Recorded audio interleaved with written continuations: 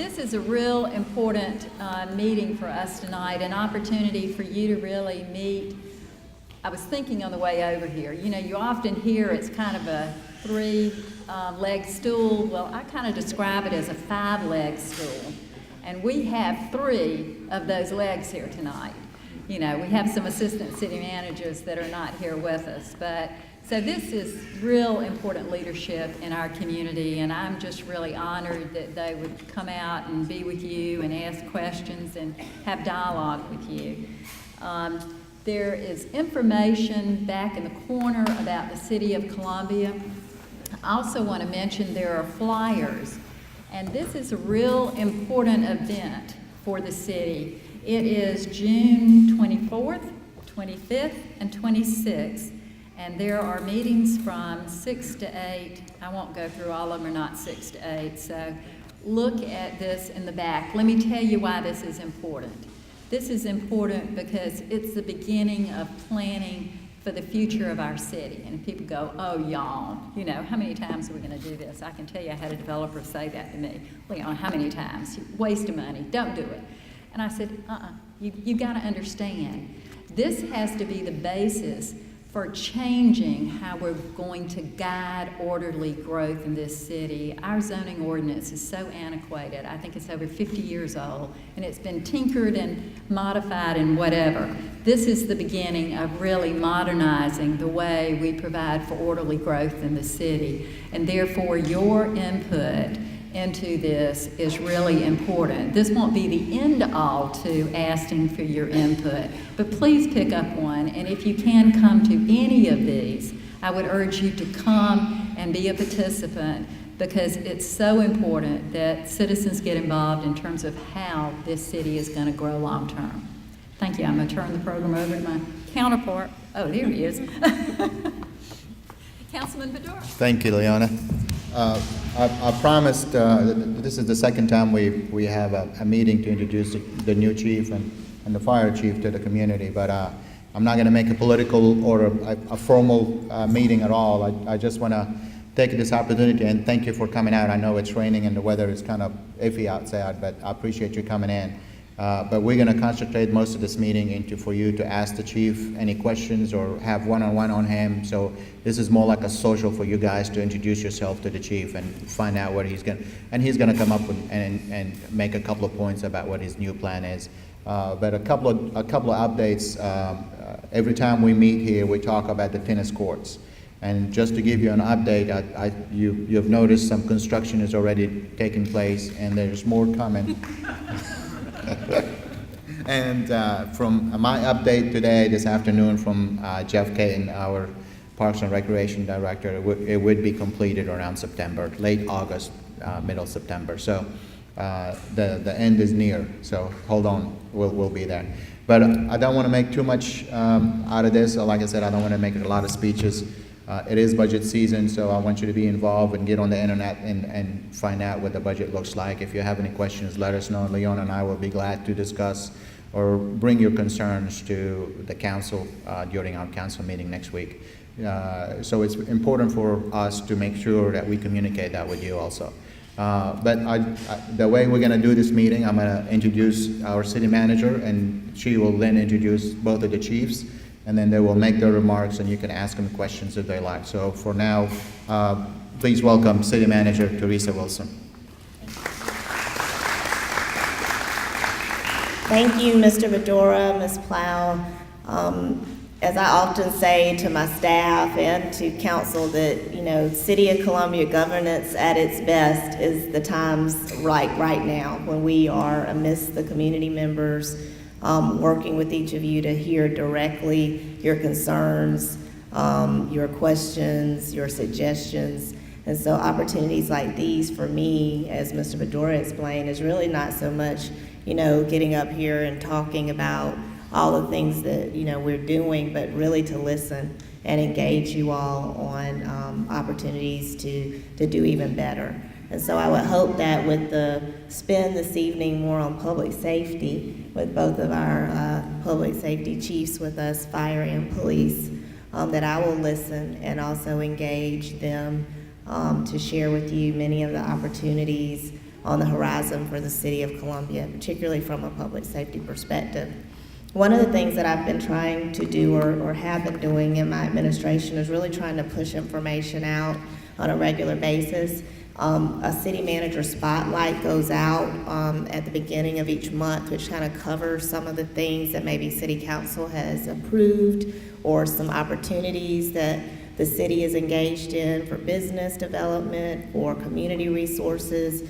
It often has a lot of highlights of activities and good things happening in the city. I see my friend Mr. Walter Marks, who I know is a neighborhood president. So many of these go, or they do go through your neighborhood president via email. Some of us still like to get it via mail, and Ms. Utsi, our PR director, tries to make sure that if it's been requested that way, that it's received that way. But if you're not getting these, if you could check with your neighborhood president to make sure that they're being emailed to you, that would be helpful. And if you're not getting them, I'm going to leave my cards, and you can certainly, let me know that, and we'll make sure that you're receiving these. As Mr. Baddourah mentioned, we are in the budget season, so I was rushing here from some meetings with my staff all day, trying to firm up some information and getting things narrowed down to make sure that we can move on to a first reading of our budget next week at City Council. One other thing of note that I would quickly mention is that the venue development agreement for the pending baseball stadium proposal is on our website. We would certainly encourage you all to look at that agreement. Let your representatives on council know your concerns. Let me know directly. This is the opportunity to address those concerns before that agreement is passed by City Council. It will be on their agenda next week for a first reading. So those are some of the big things going on right now with the City of Columbia. I really do genuinely enjoy my service to each one of you. I take it very seriously. I am homegrown. Columbia is my home. So I'm very vested in the growth and the opportunity for our city. And I certainly encourage you to call upon me at any time. At this time, I would love to introduce both chiefs. I don't know which order we're going in, if they're just going to jump in together. I think I'm being directed to start with the fire chief, Chief Aubrey Jenkins. Well, I was just about to say that Chief Jenkins has served nobly his profession and this community for many, many years. He has grown in the ranks at the Columbia Fire Department, and if nothing else, he is just a very good person. He gives me words of encouragement on many a day. I know he's doing that with our new chief as well. They become brothers, I'm sure, very quickly. Of course, I'm also very proud, after Chief Jenkins speaks, to introduce our new Chief of Police, Chief William Skip Holbrook. He has literally jumped right into service, and he and I just spent should have been our hourly one-on-one session, which went much longer today, but lots of great things happening with Columbia Police Department. Very proud of the wealth of knowledge that Chief Holbrook brings to the city of Columbia. So we're very proud of our hire and how he has delved right in and become very comfortable very quickly with the officers of Columbia Police Department who have so nobly served as well. He has appointed his second in command, Deputy Chief Melron Kelly, who's also served from as a boy to a young man, now to Deputy Chief. He was an explorer at one point in our city. And all the command team and the officers of the police department are certainly supporting Chief Holbrook as he transitions. So with all of that said, I'm going to sit and let them speak with each of you. I'm here to answer questions as well. Thank you. I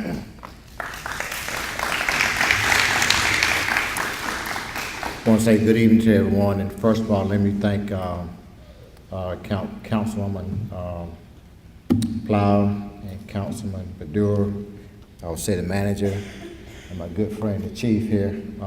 Certainly we appreciate this opportunity, and I'll say a little something. If you have any questions, I'll be glad to entertain it, but I would like to introduce my second in command as well, Chief Tinsley, who is here with me tonight as well.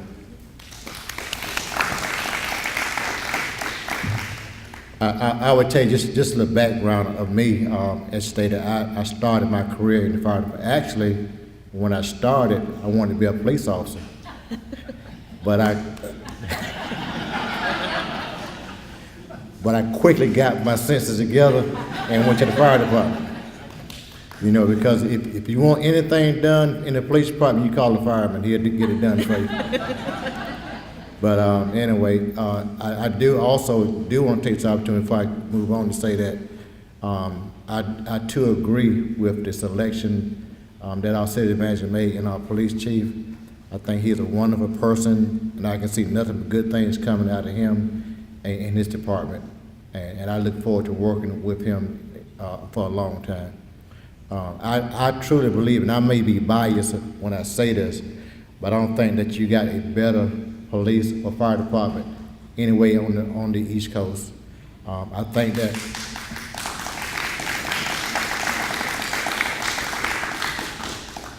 that Chief Holbrook and I were just fortunate to step into a very well-established departments, and all we got to do is carry on the tradition that they're doing.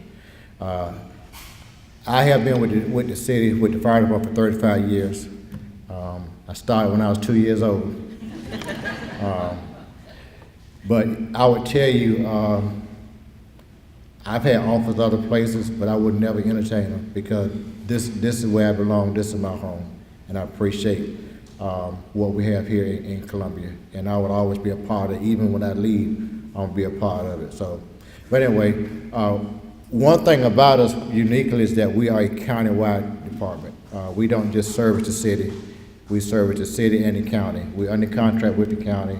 We're about 2.5 years, 2 years into a 5-year contract with a 5-year extension onto it. So we serve both the city and the county. And what that does is excuse me, it's so uniquely because with all the donut holes in the city, it's not a matter who goes where. We respond to any call. It's not unusual to have a city truck in the county. It's not unusual to have a county truck in the city. I remember one night we had a fire out on 601. We actually had a city truck from Harbison Station all the way on 601 for that fire because of the magnitude of the fire. So we were very seamless, and we got some very good people that work for and with us. I would tell you, you always have a wish list, and we don't get everything we want, but I would tell you the city always provides us everything that we need, and we're very appreciative for that. The biggest ticket that we're working on right now is, obviously we're working with some stuff with the county, but the biggest ticket that's coming up that I do want to make you aware of is the ISO reevaluation. The city hadn't been evaluating ISO for, I think, over 20 years or so. It's been a while since they've been evaluated on the ISO. Now, right now, you enjoy a Class 2. And what that means, if you think about 1 being the best and 10 being no services, you're Class 2 if you reside within the city limits. We evaluated the county probably a few years or so ago, and they were a 6/9. We were able to get that down to a 4. So they enjoy, and we had USC do a study, and it showed like a $5 million savings for the taxpayers in the county. So, but anyway, ISO has changed their rating scales. Now, we believe that we're gonna be okay, but we just don't know. They supposed to be coming in late on this year. To let you know, I was actually at the beach at a conference, and I drove up for this meeting just for Ms. Plaugh. So, okay. And what it is the people that actually rates your insurance rates. And if you are, like I say, the best you can get is a 1. I don't know if it's very few departments or municipalities that actually have a 1. So, and that's what it does. If it goes up, obviously your insurance rate's gonna go up. But one thing people, when we got the rates down, every time I went and talked to a community, I would always tell them, please let the ISO know your insurance rating. Because, your insurance company know your insurance rating. Because the one thing they're not gonna do, they're not gonna call you and say, hey, so-and-so, I realize your rates are down there, so I'm gonna give you a savings. No, you gotta make sure that you stay on top of that. And every community meeting that I go to, now, it's not so bad in the city, but if anybody outside the city limits, then that's where you really need to let your insurance company know that your rating has dropped from a 6/, and what it is, the 6/9 was if you had a water source within 1,000 feet, you was a 6. If it's outside that 1,000 feet, then you was a 9. So that's a big difference. And of course, there are no places in the city that are a 6/9 or a 4. Everything in the city is a 2. So we're very fortunate there, because what that shows you is that your politicians, your city manager, that they are providing everything that we need to make sure that we can maintain these ratings. But again, I do say this, that the rating, they are gonna come in and reevaluate us sometime this year. And right now, we are aggressively preparing for not only the city, but the county as well. We have roughly around 500 personnel in our department. 442 of those are what we call boots on the street, the extra responding calls. We're down right now about somewhere around 30 positions. And, you know, one problem that we're having is we're having a problem keeping people. We train them, and I would tell you, you can't get better trained than the Columbia Fire Department. Like I said, I may be biased, but that is the truth. And what happened, we train them, and they seek other opportunities, and they leave and they go to other places. And we're doing everything that we can do to fix that. One thing I always tell people about post 9/11, post 9/11 created a lot of opportunities, because when that tragic event happened, you know, a lot of firefighters started retiring, fire and police officers started retiring. They just couldn't hack it anymore. So it created all these openings in these big departments like the New Yorks and other places, and that's where people are trying to gravitate to. But we're doing everything that we can to make sure that we can keep our folks, maintain them. You know, sometimes you say, well, it's all about the money. It's not always about the money, although that is a big factor. But we're trying to do other things as well to make sure that we can keep our folks in our department. So a lot of times people ask us, why do we run to REX? Well, the reason why we run to REX is because we are a first responder agency. We are certified through DHEC as a first responder agency, and we got that certificate last year. So we do respond to medical calls, because sometimes EMS units get tied up, and I don't know how many they have on the street, but you think about if they're transporting someone from a call, if they transporting somebody from like wherever, that leaves a void in the area. We got 32 fire stations, and 30 of them being with people inside of them. 2 of them are satellite stations, but any one of them stations can run a call. So we value that service as a first responder agency. So that's why you see a fire truck sometimes running with an EMS unit. We try to run all RECs, because you don't know what could happen in a REC. So we try to run all RECs. That's kind of a general overview of our department, and I'll be glad to entertain any kind of question that you may have. The one other thing that I do have to push, if I didn't push this, I wouldn't be a fire chief. I wouldn't even be a firefighter. Please make sure that you got not just a smoke detector. Make sure you got a working smoke detector. There's a big difference between a smoke detector and a working smoke detector. I can't tell you how often we go to people's houses and we say, and we don't hear the smoke detector go off, and what we look up is the battery's out, or they didn't maintain it, or whatever. So just make sure that you got a working smoke detector, and also invest in a fire extinguisher also.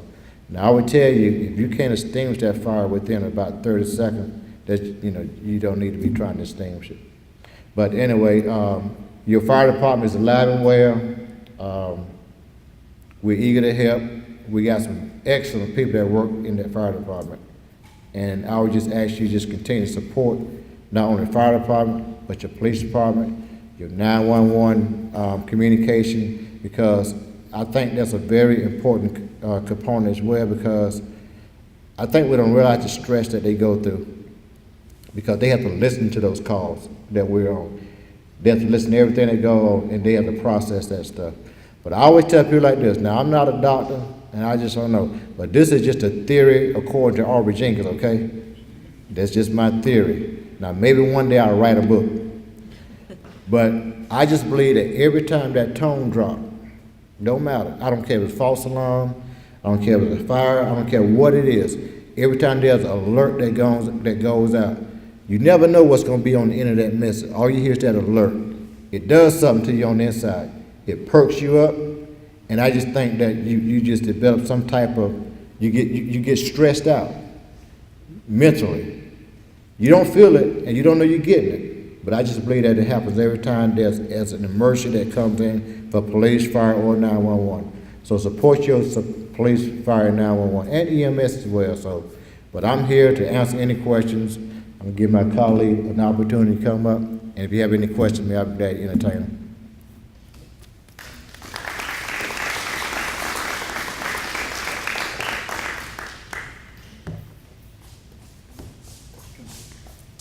Yeah, please welcome Skip Holbrook.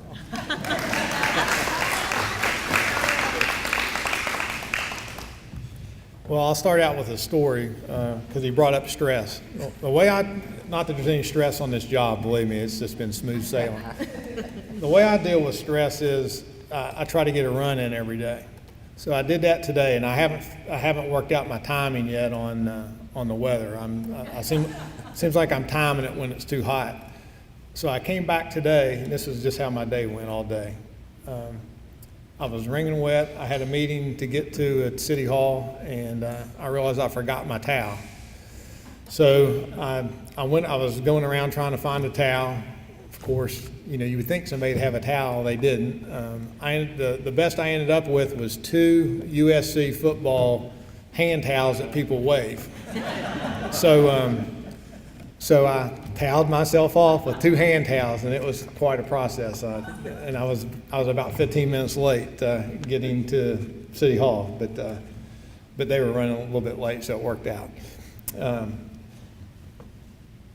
That had nothing to do with what we're here to talk about tonight, but he mentioned stress, so I thought I would mention that. Well, thank you for having me and all of us tonight. Thank you both for doing this. This fits right into the plan I'm getting ready to talk about in terms of the assessment period that we're going through. But personally, I would say thank you to you and this entire community for the reception that I have had and my family has had since I've been here. It's just been absolutely remarkable. Everywhere I go, whether I'm in uniform, in shorts and flip-flops, or in a coat and tie, people come up to me and just say, "Welcome to our city," and and we're behind you and behind the police department. The other thing that I would say is I'm so proud of our police officers. They answer the bell every day. It's just remarkable what we do, and we have many challenges. I try to limit myself on referring it to situations as challenges. I look at them as we have a lot of opportunities ahead, and we've certainly got many of them. But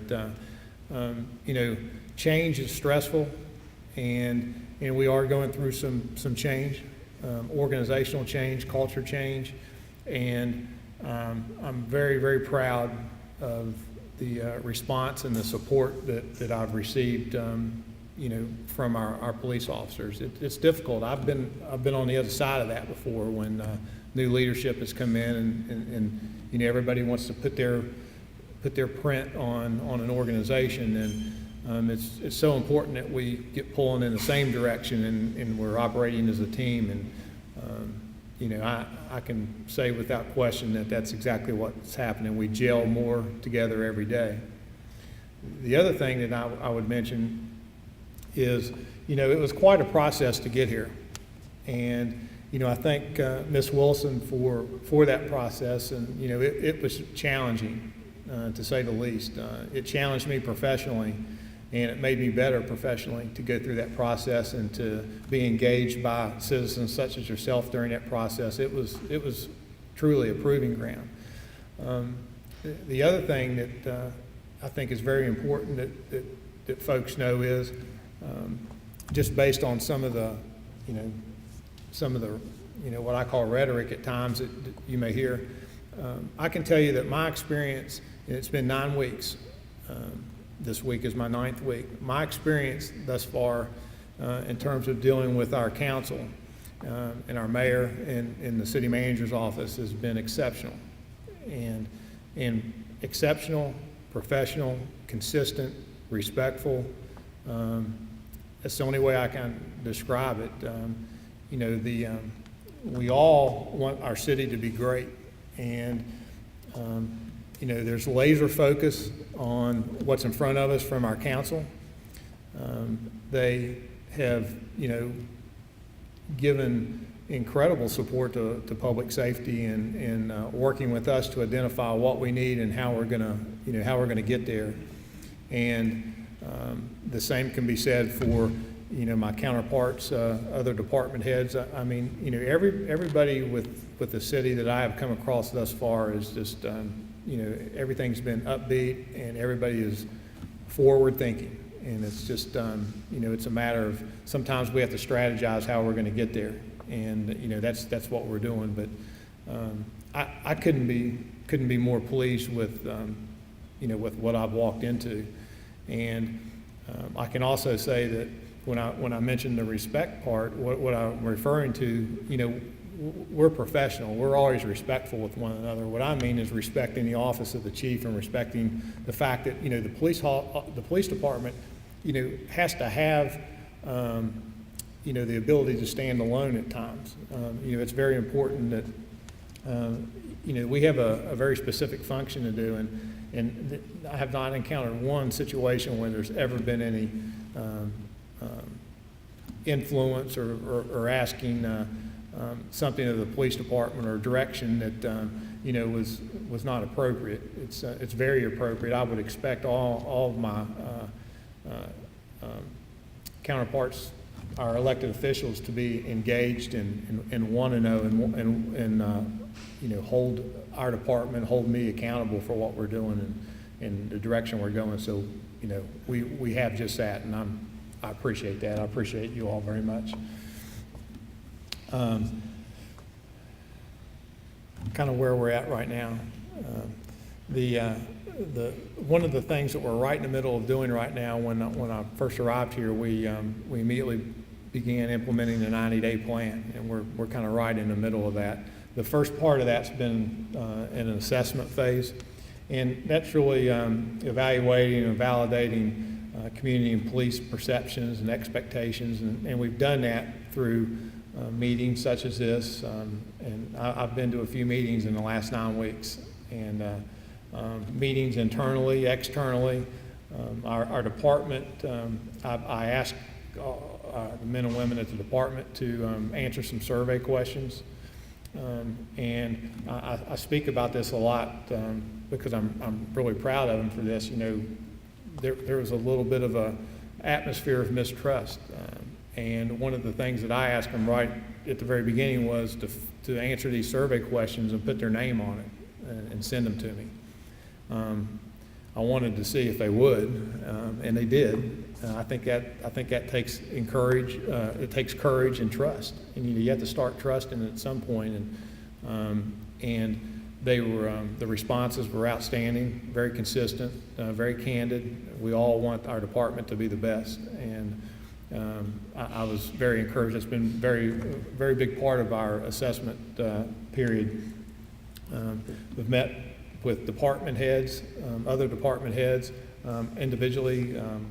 I've met with council, and again, found them to be very engaged and what I would consider laser focused on what we're doing and how we're going to do it.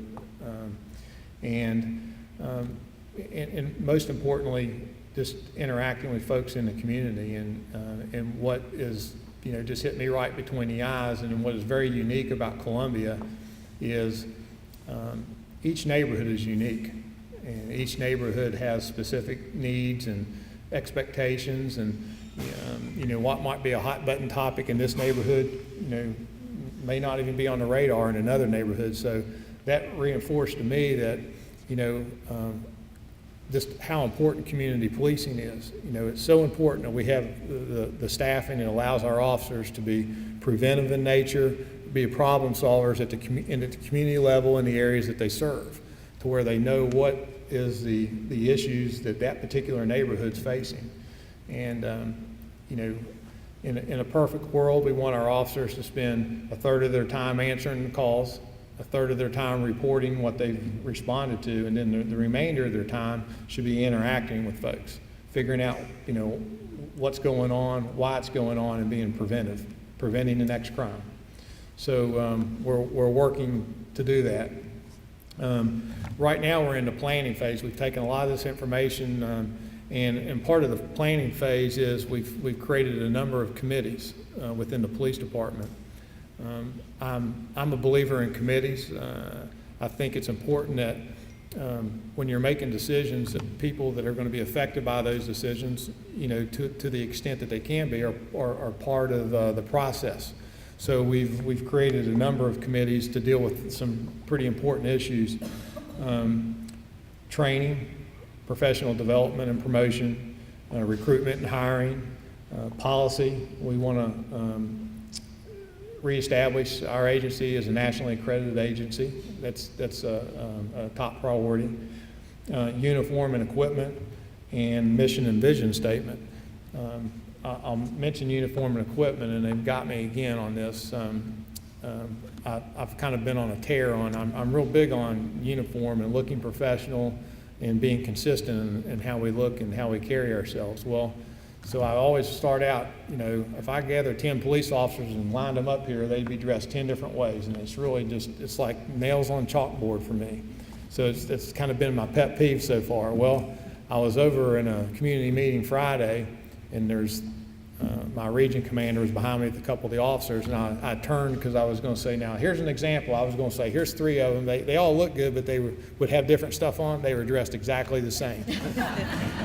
So they're getting the word, and Captain Sharp is heading that committee. He's right here. Captain Sharp is also your region commander here, so I think he's tipped them off here tonight too, because they look sharp again tonight. And he's doing a great job. And Ms. Wilson mentioned Deputy Chief Kelly, and she's exactly right. You know, any good leader is only as good as the people he's surrounded by, and the men and women that he works with. And I'm a big believer in getting the right people in the right places. And you know, Chief Kelly was a natural selection for deputy chief. He's very well respected internally and within the community, and he's earned his stripes. I was very proud to do that. I'm very proud of our field commanders, our captains. I consider them my command staff. You've got 2 of your best here tonight, Captain Olde and Captain Sharp. Captain Sharp, can you introduce your 2 officers? Yeah, these 2 of the neighborhood officers work in your area. Officer Pollard and Officer Medlock right here. Thank you. You know, as I said, it was real important to me that we, you know, push the decision-making and the responsibility back to the regions, and hold our region commanders, you know, responsible for what goes on in their regions, which is, you know, again, each region's unique and has different needs and demands, and it's really important that, you know, they're supported, they get what they need, and that's a work in progress. You know, we're working on, you know, getting them the staffing that they need, which is paramount, the equipment they need, the vehicles they need, and again, they're all great advocates for their regions, and ambassadors and leaders, both formally and informally. They all want our department to be the best. So after these committees, after they finalize, and they'll bring that to me, and then in the last phase of this 90-day plan, we'll implement all these recommendations and kind of put things into action. And again, we'll you know, we got to be fluid. We have to be courageous enough to recognize that something's not working and correct it, but we're going to try some things. And, you know, I don't like hearing that's the way we've always done things. If something's not working as good as it can, we need to be willing to try some new things. So that's what we're doing. We've done some subtle organizational changes, nothing dramatic thus far, but we've tried to kind of realign the organization and make it a little more simply as far as direct reports. We have an administrative side and an operational side, and then we have an Office of Professional Standards, which is very important to me, that we're accountable for everything that we do and we're transparent about what we do. I think it's real important that we celebrate success, celebrate wins, acknowledge outstanding performance, and also if we have some missteps, that we acknowledge those and we define what they were. We make our course corrections so they don't happen again. You know, we're a department that's growing. We're going to continue to grow. We're young. When you're young, you make mistakes. You want to make sure that they're not institutional or cultural in nature. That, you know, we're humans. Everybody makes mistakes. We just want to make sure we provide the best possible training so they don't reoccur. We've got a growing city, and our department has to grow as well. We have to reflect that growth. As we annex, we have to look beyond just what we're annexing. We have to look at what the potential of that annexation is. And what I mean by that is we may annex a parcel of land today that you know, is vacant, but the potential that piece of annexation may have, you know, may be a dramatic impact on service, you know, 5-10 years from now. So we've got to be forward thinking in that respect. Right now, our biggest challenge is, you know, we want to maintain a level of service, and then we know that we also have some challenges in some of our entertainment areas in terms of, you know, kids and the growth of these entertainment areas. So we've got to fill some vacancies, just as the fire chief mentioned. We have a number of vacancies that we're trying to fill in short order. We need to maintain our standards in that process. And then we also need to have strategic plans to grow the department to meet these future demands. So we're putting a huge emphasis on hiring, training, and retention. You know, we can hire, we can have the greatest hiring plan and, you know, and hire officers all day long, but if we're losing as many as we're hiring, we're not gaining anything, and we're losing money along the way. So we need to be the preeminent, premier department that folks want to come and be a police officer and make a career at, and that's what we're going to do. Be glad to answer any questions. Yes, ma'am. Chief Holbrook, my name is Wendy Homeyer, and I live in this neighborhood. Councilman Baddourah, thank you so much for putting this together. Recently, a friend of mine who lives in downtown Columbia was dragged off of her porch and raped in her front yard. She did have a rape test done on her that evening at the hospital. She's now being told that they are so backed up processing these rape kits, it is going to be a year before they know anything. Can you speak to that, please? I apologize. I'm not familiar with that particular incident. As serious as that sounds, you know, obviously, well, you may or may not know, we don't conduct the rape kit tests. That's done through the state. The backlog is not at the police department.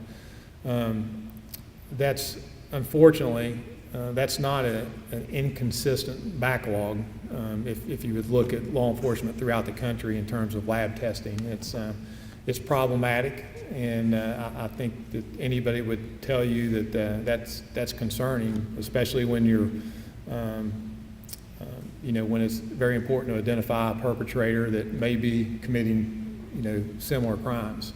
So we do have an opportunity on very serious cases, and this certainly would meet that criteria, not knowing all the details of it, that you can expedite cases in certain situations. We have a great relationship with SLED, and there are, certain cases that may fall into a category that would cause something to get bumped up to be analyzed in a quicker fashion. I don't know that this would be that situation, but that's a good question, a legitimate concern. It's not just with rape kits. Criminal lab testing is backed up significantly. Really in about any category you could imagine. Whether it's drug testing, any DNA testing takes time.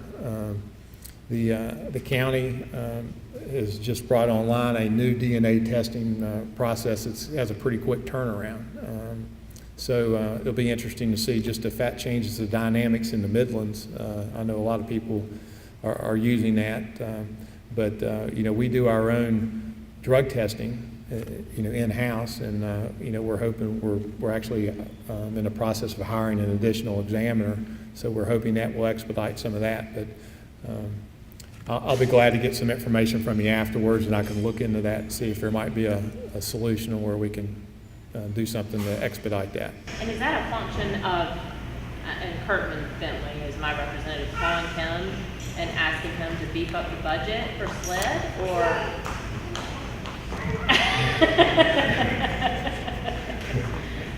I will take that as this. Okay. Yes, ma'am.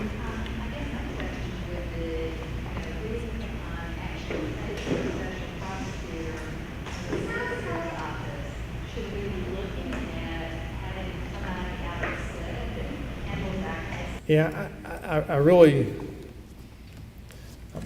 I'm kind of going down the rabbit trail on this one. I don't know that much about it to really be able to speak, intelligently about it, but I'll be glad to get to the bottom of it and speak to what you said and answer her question too. Yeah, well, yes, ma'am. I'm Diane Hall, I live in this area, and I just have a general question about response time. For both departments, what is your standard of response time for police and for fire or calls within this area? I'm sure you have a maximum of 100 minutes. Yeah, I'll let, did you hear that, Captain? She's asking about response times. What's the, did you say what's the maximum? Well, we triage, calls for service in terms of priority levels. Can you speak to the response time issue? Yeah, dispatch has a series of standards they go by to determine if something's a priority 1 or a priority 15 call, then they dispatch the next available unit for there. I think if you average it out across the region, our response time's around 7 to 8 minutes on average, but it depends on the type of call that we're responding to. If it's a report holding, let's say one of the issues we've had lately is auto break-ins. If someone broke into your car last night and you're calling to have a report taken, and the officers are dispatched, and then there's a crime in progress that takes place, the officers will respond to the crime in progress first, and then we'll come back to the report later. We have started some things earlier this past year that has helped us with the response time, online reporting. Some things can now be taken at the front desk, so an officer doesn't get tied up taking the reports where they can respond to actual things in progress.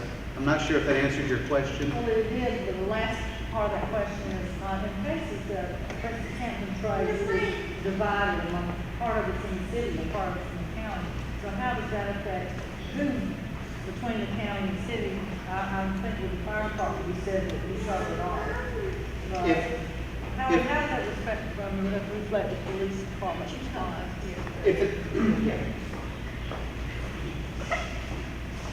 If it's a crime in progress and it's in Hampton Trace, 90% of Hampton Trace is in the county.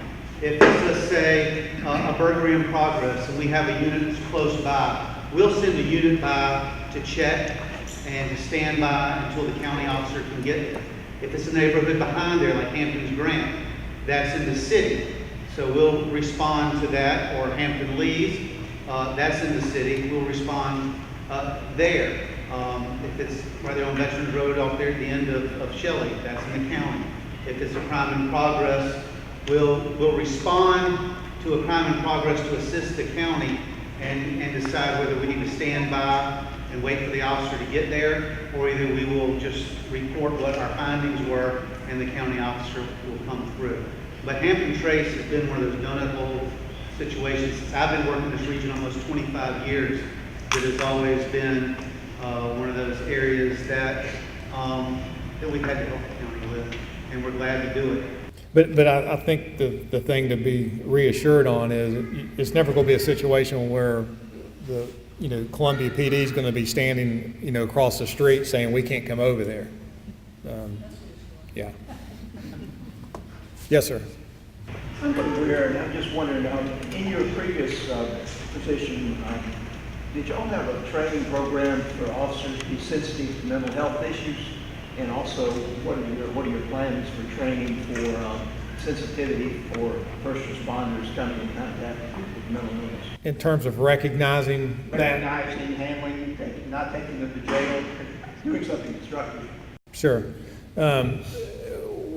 There was not a formal training program that we had in my previous assignment. We did do roll call training, and we would bring field experts in to deal with that would provide that training and roll call. This just came up just the other day at a meeting, and I was talking to a citizen the exact same question, and I was actually at the United Way. We were having this conversation, and we're actually going to look at some future roll call training for our officers to assist us in recognizing mental illness. You're exactly right, where you're not interpreting something, differently than it is. If I could just offer a suggestion. Sure. NAMI, the National Alliance on Mental Illness, has a formal training program that's given nationwide, free, and the legislature actually gives money to NAMI to do it around the state. And there's a retired Richland County police sheriff's deputy who teaches the program. And there are 2-hour sessions and 40-hour sessions, and they're called crisis intervention training officers. And you go to Maryland or wherever, they do it very, very consistently. And your department has done it in the past, so I'd just like to encourage you to, I don't mean this to be adversarial in any way or two, it's a big, very important issue. If I may, every year during research, a representative from that organization comes and they teach a 2-hour block to all the officers in the city as they do their research, which we've got going on now. My lieutenant was there today. That's why he's not here today, because he was in that training. But we do take advantage of that. We do a 2-hour block with every officer every year, and have been doing that for the past 4 or 5 years. Thank you. Thank you. Chief, I don't have a question so much as I just wanted this opportunity to be able to share some information. Sure. My name is Christine LeBlanc. I'm a resident of the area, and we've noticed over the past several years that we've really started to have a problem just with the traffic in our neighborhood. There's problems with congestion and then a lot of speeding. And we've always had a lot of children in this neighborhood, but we're seeing kind of a shift where a lot more younger families are moving in and more children, and it's just becoming a situation where in certain areas there's really some unsafe driving around because of children. And I know the officers have been meeting with us and they're trying to do different things, but that is something I would like you to be aware of. Yes, ma'am. Yes, ma'am. I have a question for Chief Jenkins. Chief Jenkins, we have been able to identify some special support to the police department, and they have an appeal going now about the fan to heat. We've been doing a good bit at the beginning in our neighborhoods, and lots of people have been involved with the police dog team. You said earlier that you would like for us to be especially supportive of the firefighters. We have a neighborhood meeting next week. Can you give me say a couple of items Your people came to our National Night Out last year and appealed to us regarding the parking, the congested parking that would prevent fire trucks, and we've been rather vigilant with our neighbors and challenging them to be careful. But can you give me a couple more things that you might as just ordinary citizens do for your department? I think what we really need to do is make sure that our folks are showing up at the neighborhood meetings. I think that would be a good start, because if there's something that you identify, I guess our biggest thing, I know they got the fan and heat, I think our biggest thing is the smoke detector program, where we try to go out and install smoke detectors for people who can't afford them. Even if you can afford them, we so much on smoke detector that we'll not only provide it for you, but we'll come in and install it because we want everybody to be safe. So I think what we need to do is make sure our folks are getting out to those neighborhood meetings to hear your concerns, because it's all about what you need. Everything we need, we got a budget process we go through, so we need to be getting them out to your meetings. I do want to also respond to the response time.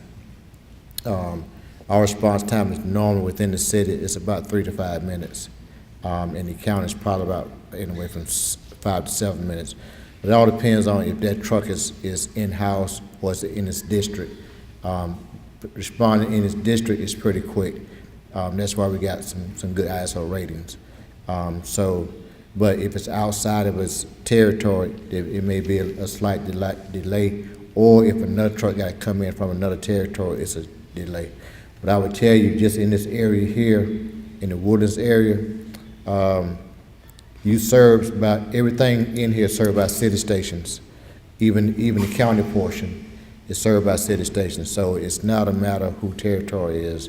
We respond to it regardless of where it is. But we're gonna start getting some folks out to the neighborhood meetings. All right, just as a follow-up, do you need for us to solicit donations for smoke alarms? Well, Or do you have that taken care of? Well, I can't stand here and tell you to solicit, but I would certainly say that if you want to donate to if you want to donate to our smoke detector program, we'd be more than happy to have you do so, because I think it's just that important. Okay, thank you. Chief, you mentioned that the smoke detector program is mainly for people. Is it also aimed at elderly people? Absolutely.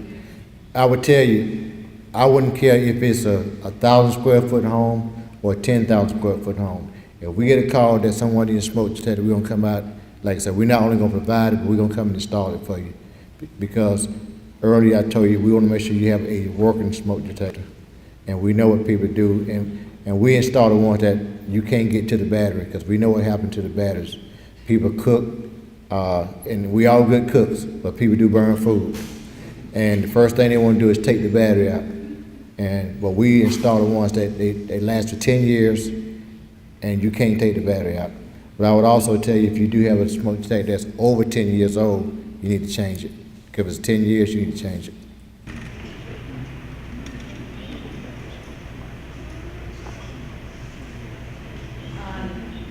When I was first elected, when I was first elected, one of the things that I heard loud and clear is the controversy that had been in this part of town about fire station. That's not been discussed since I've been on the council. Has the department determined that the coverage for this area is fine without the additional fire?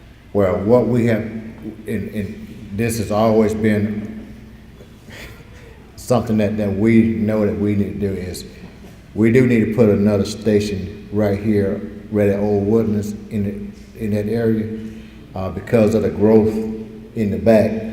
So we do need another station there.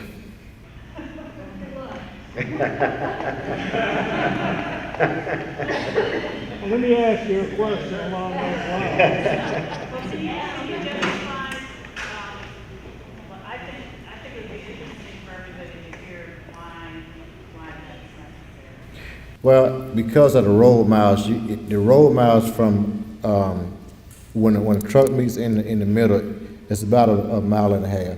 They need to meet in the middle about a mile and a half. Your ladder trucks, your bigger trucks, it's an expanded distance. But everything needed to be about a mile and a half. So when we do our survey, that's how we determine where we need to put fire stations, you know, how many we need. So we do, now the coverage is adequate, but it should be better in this area. If I could add, I happened to be in Atlanta and saw a nice, real residential, upscale residential area. They had a fire station that looked like a house. They really did. You know, the ladder truck was there. It was just kind of parked in the garage. And what I suspect is they didn't, when the alarm went, the alarm didn't ring at that station. I suspect, just because of everything that's around it. I mean, everybody was together. And that was one of some of the concerns that I had. Is there a model that you can actually build a fire station and not ring the alarm when you're going out the door? Well, you know, we had that problem in Shandon and on Divine Street, where every time the alarm went off, it was waking people up in the back. Now, we can put a switch on there where it could not ring out in the backyard, and that's what we did. That's what we don't do it at Station 9, I believe, where it would not ring in the backyard. But the problem with that is, if a firefighter go out there, if he out there, he just got to make sure he remember to cut it on if he out there, if they're doing some type of activity. But I think the biggest problem we have was just at night. So we can put a switch there that would alleviate that problem. I'll get the information on the Atlanta station and share Okay, that'll be good. Let me ask you a question about this fire station. You say we need one on the old Woodlands Road.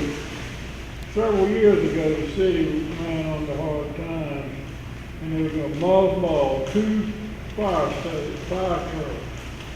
And they came from Divine Street and House Road. Street, and where else? And House Road. Atlas Road, and those are the 2 that serve our area. So if we need one, seems like we must not have needed one very bad, or they wouldn't have mothballed those 2 particular fire trucks. Well, let me tell you about that. Where we did take 2 trucks out of service, you still had adequate coverage. What we did, we actually, instead of running 4 people on the truck, we actually ran 5 people on the trucks. So I know there's this big myth about, you know, because it got in the paper about we're closing fire stations. That was never the case. That was never my intention. That certainly wasn't the intention of the city to close any fire station. Yeah, there was some hard times during the time, but what we did, we actually managed to get a grant through a safer grant to put those trucks, to put the personnel back on those trucks, and the city has been covering those positions ever since. So where it may have lasted maybe, I don't know, maybe a year, was it a year? Do you remember, Chief Tim? A year? 2007, 8. Yeah, but we didn't run into any kind of issues. When we were just fortunate that we didn't run into any kind of issues. So we did put a 5th person on that unit to respond. Okay, well, if you need one back there in the back, you need to build it back in the back, not straight across from my house. Yes, sir. Yes, sir. Want to get straight out. Yes, sir. Chief, Lady Welcome, Columbia, we're glad you're here. Thank you. I'm Sherry Barnes, I live in the area. I have a question to talk about on if you briefly address the gang situation we're understanding that. Sure. Football, and that. Yes, sir. What's the question? Gang situation. We do have gangs. Sometimes that's controversial in itself, whether you're going to acknowledge the fact that you have gangs or not. But, we have the presence of organized gangs. We also have the presence of criminals that are loosely organized that, work in concert with one another. And you may or may not know, we recently just combined gang units with the county. And, kind of along the same lines of your response time question, one of the things that was very apparent early on to me was there was some jurisdictional impediments with our ability to effectively and efficiently investigate and enforce, laws related to gang activity. And what I mean by that is there were some impediments that would prevent us from going into the county to investigate and effect an arrest in certain circumstances. And we recognize that, but the criminals, the gangbangers didn't. They recognized the fact that that was something that we had to be concerned about. So, they would typically, go from one jurisdiction to the next. So, a big part of the combining forces is, it enhances our capacity to deal with the problem for certain. It's a force multiplier for both agencies. It eliminates that jurisdictional impediment. We sign an MOU that gives us the jurisdiction to do what we need to do in the county and related to gang enforcement and gang investigation. And it also allows us to interface and talk with one another. A big part of the planning that went into this was, and it was something that I felt like was very critical, is that we commingled the units. And what I mean, you can talk about collaboration and working together all day long, but you got to be in the same room, sitting across from another investigator. That's how you talk back and forth and get to the bottom of stuff. So. That's our strategy for addressing it. How we address it is, we've got to be strategic. And what I mean by that is, you can go out and, first of all, you got to be responsible on when you categorize somebody or register somebody as a gang member. That's a big mark on somebody that affects them for the rest of their life. So we have to be responsible in how we identify that, and we need to follow a national standard, which we do. But once you're in that database, and we got to make sure that information is disseminated and shared. But it's the folks on the peripheral that we really have to be zeroed in on, and that's where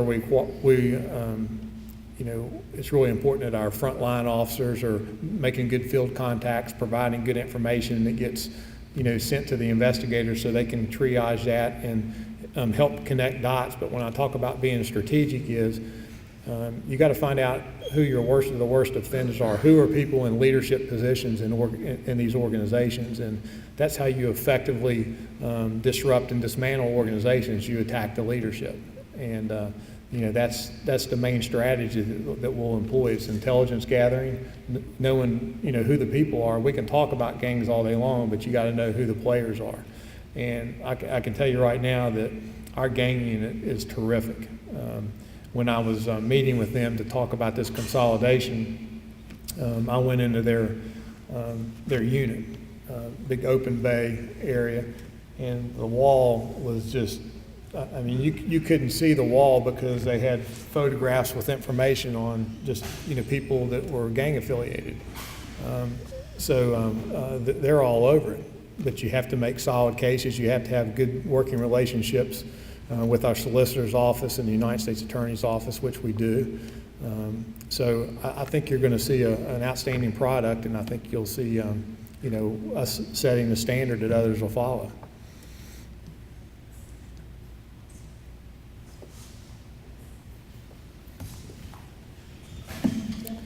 Thank you all very much.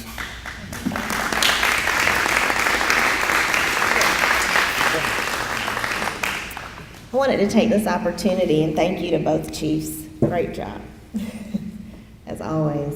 I wanted to recognize our 911 Deputy Director, Ms. Jackie Richburg. As Chief Jenkins mentioned, 911 communications is certainly a big part of our public safety team and response times and a lot of the things that you all mentioned tonight. Ms. Richburg is here, and she can sign you all up for our new citizen alert system, and we really encourage you all to sign up for our citizen alert system. It's very important. It provides immediate information to you in time of emergencies and other notifications that we'd like you to receive in a timely manner. So Jackie can help you with that. There's also a sign-up list, I've been told by Ms. Utsi, for information, at the information table, where I'll also leave my cards for the city email network to receive my monthly reports that I mentioned to you earlier, and any other updates that we send out on a regular basis. Just want to say thank you again for having us this evening. Thank you to our city council members for being very proactive always about getting information out to you all. And again, if I can ever be of service, I'm leaving all of my numbers as well. Thank you.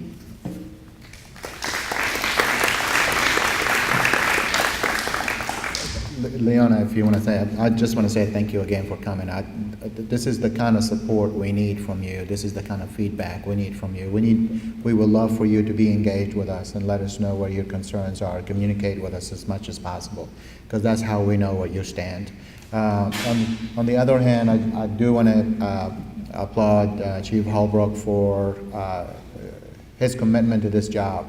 I know I tell this story to everybody because he left his family, he left his home in West Virginia and came here because he's committed to this job in this city. So I'm proud of him doing that and being committed. So I'm not going to take too much time. You're welcome to hang around and talk to the chief, to either one of them, or the city manager or us. Of course, there's a little bit of food and drinks that we brought for you guys, that if you want to socialize, you're welcome to do so. But once again, I just want to say thank you on behalf of me and Ms. Plaugh for coming and being part of this meeting. So y'all enjoy yourself, and thank you again for coming.